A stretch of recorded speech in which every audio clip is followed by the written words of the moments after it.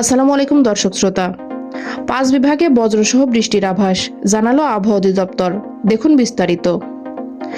দেশের 5 বিভাগে বজ্রসহ বৃষ্টির আভাস দিয়েছে বাংলাদেশ আবহাওয়া অধিদপ্তর। রোববার বাংলাদেশ আবহাওয়া অধিদপ্তরের আবহাওয়াবিদ কাজী জেবুন্নেসার দেওয়া পূর্বাভাসে এ তথ্য জানানো হয়।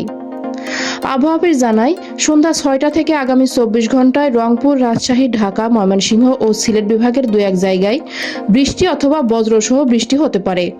এছাড়া দেশের অন্যত্র অস্থায়ীভাবে আংশিক মেঘলা আকাশ সহ আবহাওয়া প্রধানত শুষ্ক থাকতে পারে।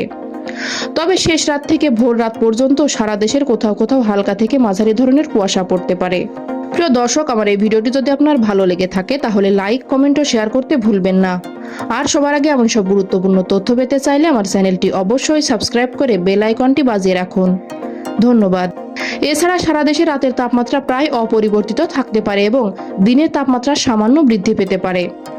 সোমবার অস্থায়ীভাবে আংশিক মেঘলা আকাশ সহ আবহাওয়া প্রধানত শুষ্ক থাকতে পারে। এছাড়া শেষ রাত থেকে ভোর রাত পর্যন্ত সারা দেশের কোথাও কোথাও হালকা থেকে মাঝারি ধরনের কুয়াশা পড়তে পারে। সারা দেশের রাত এবং দিনের তাপমাত্রা সামান্য হ্রাস পেতে পারে। পশ্চিমা লঘুচাপের বর্ধিতাংশ পশ্চিমবঙ্গ এবং তৎসংলগ্ন এলাকায় অবস্থান করছে। মৌসুমের স্বাভাবিক লঘুচাপ দক্ষিণ বঙ্গোপসাগরে অবস্থান করছে।